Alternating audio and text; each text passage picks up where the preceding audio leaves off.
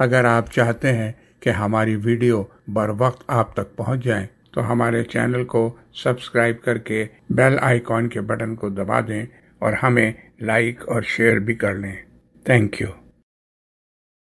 الحمدللہ رب العالمین والصلاة والسلام علی محمد الامین۔ فاعوذ باللہ من الشیطان الرجیم، بسم اللہ الرحمن الرحیم۔ خواتین و حضرات، بہت بہت شکریہ آپ کی تشریف آوری کا۔ جناب، اب ہم سوئچ کرتے ہیں اپنے دوسرے پارٹ کی طرف، اگر آپ لوگ تیار ہیں اور دلچسپی رکھتے ہیں۔ آج ہمارا ارادہ ہے کہ ہم غالب کی ایک غزل کے چند شعر جو ہیں وہ پڑھیں گے۔ تو ہے موڈ آپ لوگوں کا یا کوئی اور گپ شپ کرنے جی کا؟ بالکل ہے، جی بالکل ہے۔ اچھا، بالکل ہے، ویری گڈ۔ چلیں پھر میں یہ اسکرین پہ شیئر کرتا ہوں۔ بسم اللہ الرحمن الرحیم۔ یہ غالب کی غزل ہے، اس کے چند شعر انشاءاللہ آج ہم آپس میں ڈسکس کریں گے اس کو کیسے سمجھا جائے۔ پہلے میں شعر پڑھ دیتا ہوں۔ شوق ہر رنگ رکیب سر و سامان نکلا، قیس تصویر کے پردے میں بھی عریاں نکلا۔ زخم نے داد نہ دی تنگی دل کی یارب، تیر بھی سینہ بسمل سے پرافشاں نکلا۔ بوئے گل نالائے دل دودھ چراغ محفل، جو تیری بزم سے نکلا سو پریشاں نکلا۔ دل حسرت زدہ تھا مائدہ لذت درد، کام یاروں کا بقدر لب و دنداں نکلا۔ عین و آموز فنا ہمت دشوار پسند، سخت مشکل ہے کہ یہ کام بھی آسان نکلا۔ دل میں پھر گریے نے ایک شور اٹھایا غالب، آہ جو قطرہ نہ نکلا تھا سو طوفان نکلا۔ یہ غالب کی بہت اچھی اور اعلیٰ عمدہ غزلوں میں سے ایک ہے، اور اس کا ایک ایک اس میں جو مصرے ہیں مختلف، کبھی پہلا کبھی مصرع دوسرا جو ہے وہ ضرب الامثال کی حیثیت رکھتے ہیں۔ خاص طور پہ یہ آپ نے نوٹ کیا ہوگا، جو تیری بزم سے نکلا سو پریشان نکلا، یا سخت مشکل ہے کہ یہ کام بھی آسان نکلا، یا آہ جو قطرہ نہ نکلا تھا سو طوفان نکلا۔ یہ جملے بہت استعمال ہوتے ہیں ہماری زبان میں، ضرب الامثال کی حیثیت رکھتے ہیں۔ تو یہ غالب کی بہت ہی عمدہ غزلوں میں سے ہے۔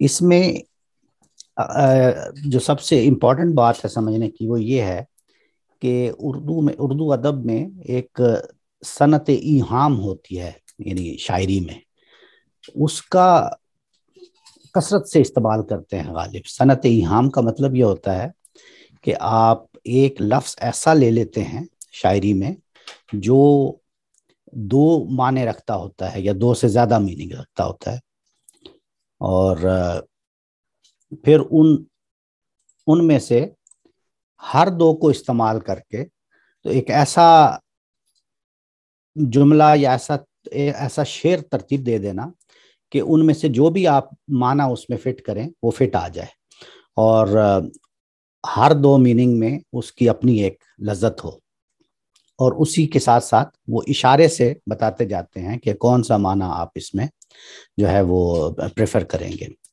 گے بھی، اور دونوں یعنی یک وقت بھی لگا کے اس کو کیسے سمجھیں گے۔ تو اس کو کہتے ہیں صنعت ایہام۔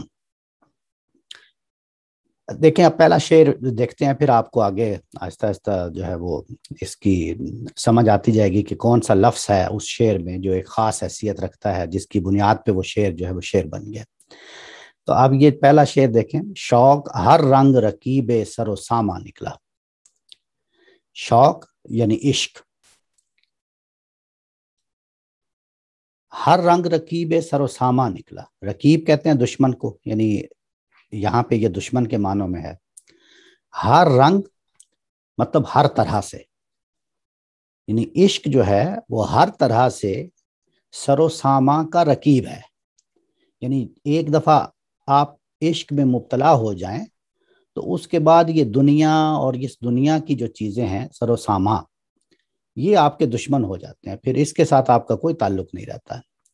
تو ہر رنگ جو ہے یعنی ہر پہلو سے، ہر طرح سے، لیکن ہر رنگ کا لفظ بھی یہاں پہ جو استعمال کیا ہے چونکہ دوسرے مصرے میں تصویر ہے، اس کی رعایت سے یہاں پہ رنگ کا لفظ استعمال کیا ہے۔ تو لفظوں کا استعمال تو پھر اس کا تو کوئی جواب نہیں ہے غالب کے یہاں، ورنہ وہ یہ بھی کہہ سکتے تھے کہ ہر طرح یا ہر پہلو سے۔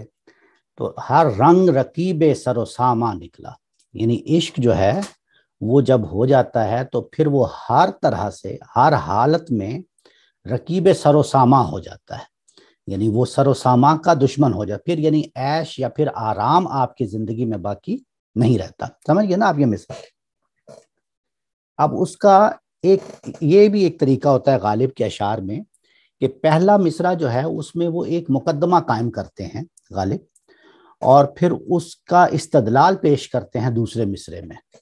یہ بھی ہم نے پہلے بھی اس پر گفتگو کی تھی، تو میں نے آپ کو چند مثالیں دے کر بتایا تھا کہ غالب جو ہیں وہ ایک مصرے میں ایک بات کرتے ہیں، یعنی اپنا ایک مقدمہ پیش کرتے ہیں، اور پھر اس مقدمے کو ثابت کرنے کے لیے دوسرے مصرے میں اس کی یعنی استدلال پیش کرتے ہیں۔ یہاں پہ بھی یہی ہے، لیکن اس میں ایک چیز یہ واضح رہنی چاہیے کہ یہ جو استدلال ہوتا ہے یہ شاعرانہ استدلال ہوتا ہے یا ادبی استدلال ہوتا ہے، اس کو منطق کے صغرا کبرا میں نہیں پرکھنا چاہیے کہ یہ عقلی طور پہ کیسی بات ہے یا نہیں ہے۔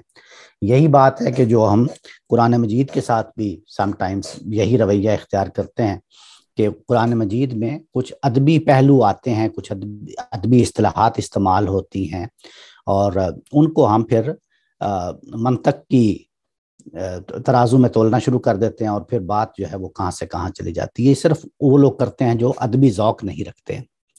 تو اس لیے یہ جو استدلال ہوتا ہے یہ شاعرانہ استدلال ہوتا ہے، اور اس کو اسی نظر سے دیکھنا چاہیے۔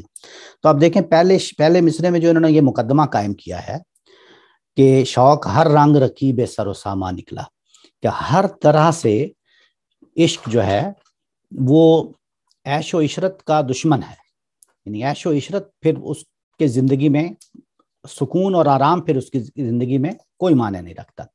اب اس کو انہوں نے کہ سر و ساما کا دشمن، اس چیز کو دوسرے مصرے میں کیسے استدلال کیا ہے وہ دیکھیں کیا ہے۔ قیس تصویر کے پردے میں بھی عریاں نکلا، یعنی قیس جو ہے مجنو، اس کو جب مصور نے تصویر پر دکھایا ہے، قیس کی جب تصویر بنائی ہے تو آپ جانتے ہیں کہ اس کی جو ایک تصویر ہے جنگل میں بیٹھا ہوا ہے، بیاباں میں بیٹھا ہوا ہے، اور ایک لنگوٹی پہنی ہوئی ہے، اور وہ عریاں ہے، کبھی نہیں کپڑا لگتا بھی کوئی نہیں ہے جسم پر، یعنی کوئی حالات ہی نہیں ہے، دنیا سے ماورا ہے۔ تو یہاں پہ جو لفظ ہے تصویر کا پردہ، اصل لفظ ہے یہ پردہ، جس کو صنعت ایہام کے ذریعے سے اس شعر کو بنائے، یعنی تصویر کے پردے میں بھی، اور یہ اب اگر صرف اس لفظ کو اگر اٹھا لیں آپ، پردے میں اس لفظ کو اٹھا لیں، جب آپ یہ لفظ بولتے ہیں پردے میں تو فوری طور پہ ذہن میں آتا ہے کہ کوئی چیز کورڈ ہے، یعنی پردے میں ہے، سمجھ گئے نا آپ؟ اور تصویر جو ہے وہ بھی پردے پر بنتی ہے، تصویر کا ایک پردہ ہوتا ہے نا جس کے اوپر تصویر بنتی ہے۔ تو ان دونوں چیزوں کو یک وقت استعمال کیا ہے، یعنی لفظ ہے پردہ، وہ دونوں معنوں میں استعمال ہوتا ہے، یعنی ایک معنی کیا ہے حجاب، پردہ بمانی حجاب، اور دوسرا معنی کیا ہے تصویر کا پردہ، کینوس۔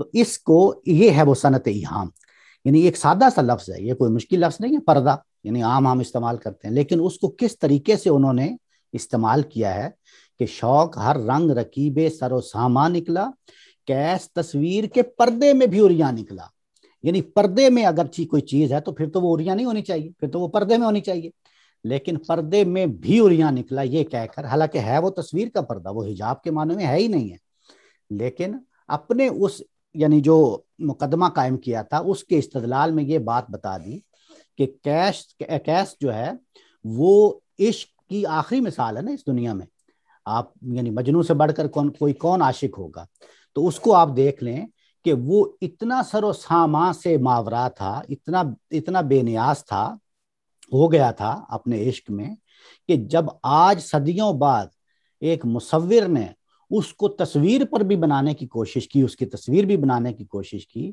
تو وہ تصویر کے پردے میں بھی عریاں نکلا۔ تو آپ دیکھیں ذرا آپ نے اگر آپ اس کو سمجھ گئے ہیں تو اس کا ذرا سمجھیں اس کو، اس کا یعنی کیا خوبصورتی ہے اس شعر میں، کہ وہ جو مقدمہ قائم کیا ہے کہ ہر رنگ رکیب سر و ساما، ہر رنگ رکیب سر و ساما، تو رکیب سر و ساما ہونے کا استدلال یہ دیا ہے کہ آج اگر کیس کی تصویر بھی آپ دیکھتے ہیں تو وہ اریاں دیکھتے ہیں، حالانکہ وہ پردے میں ہوتی ہے، کہ تصویر کے پردے میں، تو یہ اس کو ثابت کیا۔ کوئی اگر آپ کو سمجھ نہ آئے یا کوئی سوال ہو تو آپ انمیوٹ کر کے فوراً پوچھ سکتے ہیں۔ آگے دیکھیں، زخم نے داد نہ دی تنگی دل کی یارب، زخم نے داد نہ دی تنگی دل کی یارب، تیر بھی سینہ بسمل سے برفشاں نکلا۔ اس میں آپ دیکھیں داد نہ دی، داد دینا کا مطلب ہوتا ہے کسی چیز پر مؤثر ہونا، اثر نہ کرنا۔ زخم نے داد نہ دی یعنی زخم نے اثر نہیں کیا کس چیز پر؟ تنگی دل کی، یعنی یہ میرے دل کی تنگی ہے۔ اب اس میں یہ لفظ دیکھیں تنگی دل، اس میں تنگی دل کا کیا مطلب ہے؟ یعنی میرا دل مغموم ہے، میرے دل میں حزن ہے، میرے دل میں غم ہے، میرے دل میں الم ہے، میرا دل جو ہے افسردہ ہے، یہ ہے تنگی دل۔ لیکن آپ دوسرے مصرے میں دیکھیں گے کہ یہ تنگی دل کیسے ایک دوسرے معنی میں استعمال کیا ہے، آپ دیکھیے گا ذرا، یعنی زخم نے داد نہ دی تنگی دل کی یارب، تیر بھی سینہ بسمل سے پرفشاں نکلا۔ سینہ بسمل زخمی سینہ، زخمی دل، ٹھیک ہے۔ تو اب تیر جو ہے وہ جا کے لگا ہے، اس نے سینے کو کیا ہے زخمی، تو اب جب زخمی کیا ہے تو ایک چیز جب کسی چیز کو زخم دیتی ہے تو اس چیز کو پھاڑ دیتی ہے نا، یعنی آپ کا جو جہاں پہ زخم لگے گا وہ جگہ پھٹ جائے گی، تو پھٹ جانے کا مطلب ہے کشادہ ہو گئی، یعنی اس میں وسعت آ گئی اس جگہ میں۔ لیکن وہ کہتے ہیں کہ میرا دل اتنا تنگ تھا، تنگی دل اصل میں تو یہ حزن کے معنوں میں ہے، لیکن یہاں پہ دیکھیں کہ وہ کہتے ہیں کہ جب زخم لگا تو اس کا بھی میرے تنگی دل کا یہ حال تھا کہ وہ زخم بھی اس پر مؤثر نہیں ہوا، اس نے بھی میرے دل میں کی تنگی کو دور نہیں کیا۔ زخم نے داد نہ دی تنگی دل کی یارب، یعنی میرے دل کی اب دیکھیں تنگی دو معنوں میں لے رہے ہیں، ایک تو تنگی دل یہ ہے نا کہ حزن ہے، غم ہے، دکھ ہے، الم ہے، تکلیف ہے، پریشانی ہے، یہ ہے نا ایک تو تنگی دل۔ دوسرا کیا کہ دل ہی تنگ ہے، یعنی اس میں جگہ ہی نہیں ہے، اس میں وہ گنجائش ہی نہیں ہے۔ تو جب تیر آیا تو اس میں جا کے لگا، تو اب اس نے زخم تو کیا لیکن تیر اس میں ٹھہر نہیں سکا، اس میں اس کو اتنی جگہ ہی نہیں بنا سکا اپنی کہ تیر بھی سینہ بسمل سے پرفشاں نکلا۔ پرفشاں نکلنے کو مطلب ہوتا ہے جیسے ایسے گھبرا کے نکل جانا کسی جگہ سے نا، پریشان ہو کر۔ جیسے آپ نے دیکھا ہوگا کہ کبھی کمرے میں چڑیا پھنس جاتی ہے نا، کمرے میں آ جاتی ہے تو وہ بڑا ادھر ادھر پھدکتی ہے، ادھر جاتی ہے، ادھر نکلنے کی کوشش کرتی ہے، اور جو ہی اس کو کوئی سوراخ ملتا ہے نکلنے کے لیے تو ایک دم ایسے پھر کر کے اڑ جاتی ہے۔ اس پھر کر کے اڑنے کو کہتے ہیں پرفشاں اڑنا، پرفشاں نکل جانا۔ وہ کہتا ہے کہ تیر جب میرے سینہ بسمل میں آیا ہے تو وہ آ کر وہاں ٹھہر نہیں گیا، ٹھہر ہی نہیں سکا۔ اس کی وجہ کیا تھی؟ تنگی دل۔ تو تنگی دل کی زخم نے داد نہ دی، زخم اس پر مؤثر ہی نہیں ہوا، تیر آیا لیکن سینہ بسمل پہ، اس سینہ بسمل سے وہ گھبرا کے نکل گیا، پرفشاں نکل گیا۔ زخم نے داد نہ دی تنگی دل کی یارب، تیر بھی سینہ بسمل سے پرفشاں نکلا۔ آگے کہتے ہیں بوئے گل نالائے دل دودھ چراغ محفل، یہ تین چیزیں ہیں۔ بوئے گل یعنی پھول کی خوشبو، بوئے گل پھول کی خوشبو، نالائے دل یعنی اس دل کی فریاد، نالائے دل عاشق کے دل کی فریاد، دودھ چراغ محفل، دودھ کہتے ہیں دھوئیں کو، یعنی محفل کے چراغ کا دھواں، یہ تین چیزیں بن گئی نا، بوئے گل پھول کی خوشبو، نالائے دل دل کی فریاد، اور محفل کے چراغ کا دھواں، یہ تین چیزیں۔ آگے کیا کہتے ہیں؟ جو تیری بزم سے نکلا سو پریشان نکلا۔ اب اس میں وہ کیا لفظ ہے؟ وہ لفظ ہے پریشان۔ پریشان کا مطلب ہوتا ہے منتشر، پریشان کا کیا مطلب ہوتا ہے؟ منتشر، بکھرا ہوا۔ تو آپ دیکھیں بوئے گل پھول کی خوشبو جب نکلتی ہے تو وہ منتشر ہو جاتی ہے نا، یہ تو اس کی ایک فطری بات ہے۔ اسی طرح دھواں جو ہے وہ بھی منتشر ہو جاتا ہے ہوا میں. تو اس پریشان کے لفظ کو انہوں نے یہ دونوں کے لیے استعمال کر کے اور اپنا وجود اس میں شامل کر دیا نالہ دل کہہ کے کہ ایک عاشق کی فریاد, ایک عاشق کا ٹوٹا ہوا دل تیری محفل سے جو نکلا ہے. یہ تینوں یعنی اپنی مثال دے کے ساتھ دو چیزوں کو ایسی چیزوں کو شامل کر لیا ہے جو فطری طور پر جن کا وہاں سے نکلنا منتشر ہونا ہے, لیکن منتشر ہونے کو کس معنی میں لیا ہے؟ پریشان. تو اپنے لیے تو وہ پریشانی کا جو معنی ہے وہ آپ سمجھ گئے ہیں, یعنی ٹوٹا ہوا دل لے کے پریشانی کا دل. اور جو بوئے گل اور دودھ چراغ محفل کے لیے پریشان کا مطلب ہے منتشر ہو جانا. تو بوئے گل نالائے دل دودھ چراغ محفل جو تیری بزم سے نکلا سو پریشان نکلا, یعنی وہ وہاں سے پریشان نکلا. کلیئر ہے یہ؟ آگے وہ کہتے ہیں دل حسرت زدہ تھا مائدہ لذت درد. دل حسرت زدہ تھا مائدہ لذت درد. مائدہ کہتے ہیں دسترخوان کو, ٹھیک ہے. دل حسرت زدہ تھا یعنی ہمارا جو حسرت زدہ دل ہے وہ لذت درد کا مائدہ ہے, لذت درد کا دسترخوان ہے. دسترخوان کی رعایت سے لفظ استعمال کیا لذت, کیونکہ دسترخوان پہ آپ لذت اٹھاتے ہیں نا, لذت کام و دہن. تو آپ مائدہ کہہ دیا اپنے دل کو, دل حسرت زدہ, میرا حسرت زدہ دل جو ہے وہ لذت درد کا دسترخوان ہے. یہاں سے آپ کو جس طرح آپ کو دسترخوان سے طعام کی لذت ملتی ہے تو میرا دل وہ دسترخوان ہے جہاں سے آپ کو درد کی لذت ملے گی. سمجھ گئے آپ؟ کام یاروں کا بقدر لب و دنداں نکلا. اب اس درد کو, یہ جو لذت درد کا دسترخوان بچھا ہوا ہے, اس میں سے کس کو کتنا درد کوئی حاصل کر سکتا ہے, کتنا لے سکتا ہے؟ کام یاروں کا بقدر لب و دنداں نکلا. بقدر لب و دنداں کا مطلب کیا ہے؟ جیسے ہم کہتے ہیں نا حصہ بقدر جسہ, یعنی اپنی استطاعت کے مطابق ہر شخص نے, ہمارے دوستوں نے ہماری اس دسترخوان جہاں پہ لذت درد کا جو دسترخوان ہے, اس لذت درد کے دسترخوان سے ہمارے یاروں نے اتنا درد حاصل کر لیا ہے جتنی کسی کی استطاعت تھی. تو اب لذت درد سے مراد کیا ہے غالب کی؟ اس کی مراد ہے یہ جو شاعری ہے, جو کام اس سے تخلیق ہو رہا ہے, جو بھی کلام اس سے تخلیق ہو رہا ہے, یہ لذت درد ہے نا.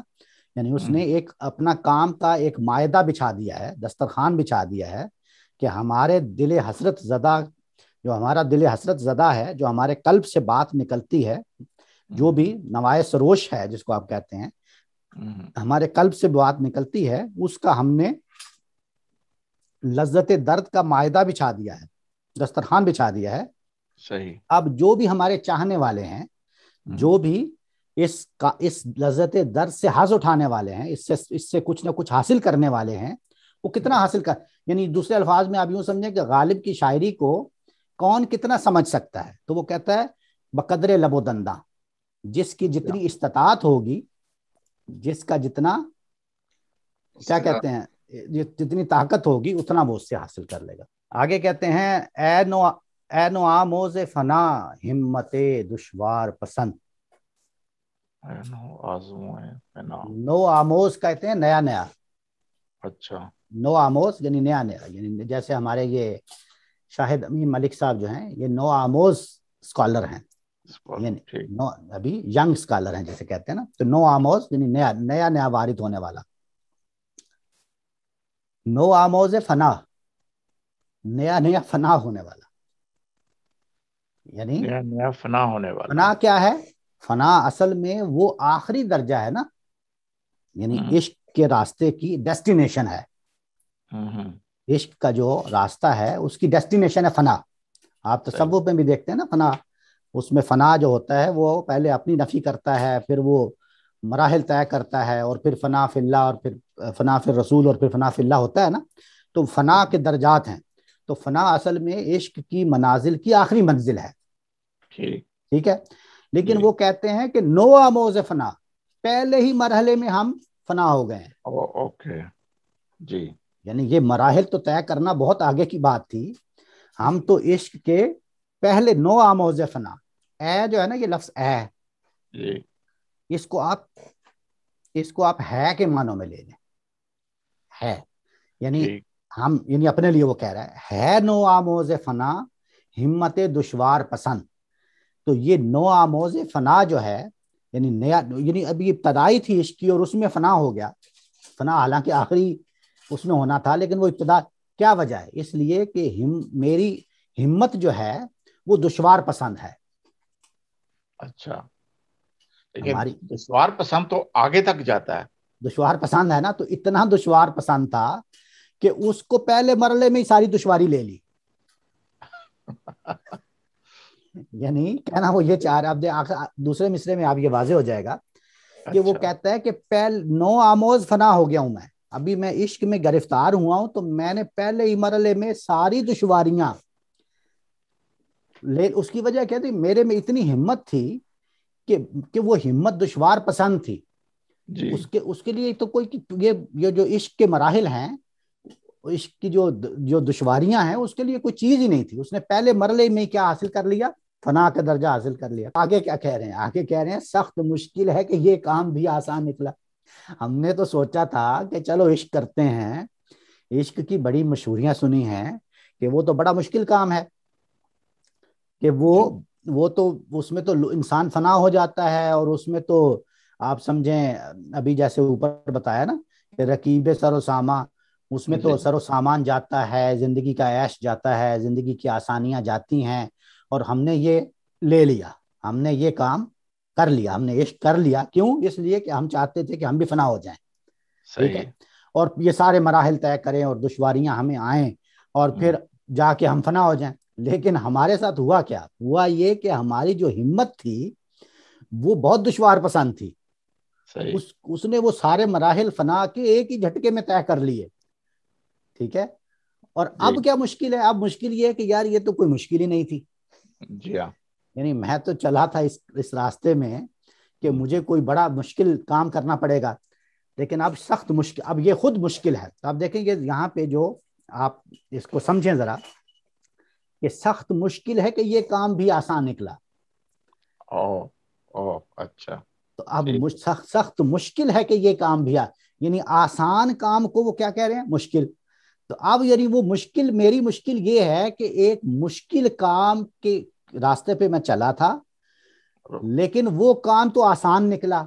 تو اب میری مشکل یہ ہے کہ وہ کام بھی آسان نکلا. جی ہاں. یعنی آپ سمجھ رہے ہیں اس بات کو یا نہیں؟ جی یعنی بجائے اس کے کہ وہ کام جو مشکل کام تھا جس کو وہ کہہ جی رہے ہیں کہ عشق کرنا، تو اس راستے پہ چلتا اور وہ کیا مشکل ہوتا، وہ تو میری ہمت دشوار پسند نے پہلے ہی مرحلے میں اس کو آسان کر دیا. تو اب میرے لیے مشکل، اصل مشکل کیا بن گئی ہے؟ وہ عشق مشکل بننی تھی، تو مشکل یہ بن گئی ہے کہ میرے لیے ساری مشکلیں جو ہیں وہ آسان ہیں اس راستے کی. تو ہے نو آموز فنا ہمت دشوار پسند. ہے نو آموز فنا یعنی نئی نئی اس عشق میں مبتلا ہوئی اور فنا ہو گئی. صحیح. ہمت دشوار پسند، یہ دشوار پسند ہمت. اور اب یہی میرے لیے مشکل ہو گئی کہ سخت مشکل ہے کہ یہ کام بھی آسان نکلا. دل میں پھر گریے نے ایک شور اٹھایا غالب. دل میں پھر گریے نے ایک شور اٹھایا غالب، آہ جو قطرہ نہ نکلا تھا سو طوفان نکلا. اب یہ دیکھیے کہ وہ کہتے ہیں کہ جو ابتدا ہوتی ہے عشق کی، تو اس میں آپ ضبط غم کرتے ہیں، آپ گریے کو روک کے رکھیں، آنسو کو روک کے رکھتے ہیں کہ ایک آنسو بھی نہ نکلے. تو وہ اس کو تو آپ تمام مراحل میں روک کے رکھا آپ نے، ایک آنسو کو بھی نہیں نکلنے دیا. لیکن اب وہ کہتے ہیں کہ یہ سچویشن آ گئی ہے کہ اب جو ایک شور اٹھا ہے اس گریے کا دل میں، آہو بکا کا، تو اب ساری زندگی میں نے ایک قطرہ بھی نہیں نکلنے دیا، اس کو ضبط کر کے رکھا. لیکن اب کیا ہوا ہے کہ وہ جو سارے قطرے جمع ہوئے تھے، انہوں نے وہ ایسے بھڑک اٹھے ہیں کہ وہ ایک طوفان کی شکل میں امڈ آئے ہیں.